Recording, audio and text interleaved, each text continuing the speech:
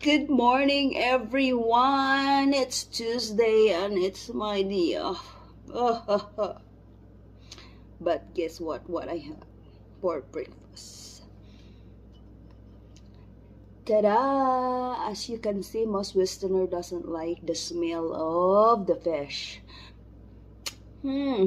Smell good. And we have rice and we have noodles.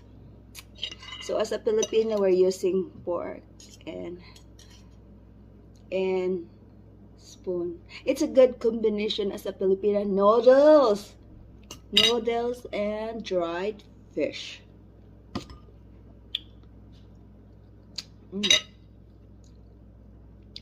It's fresh from the Philippines.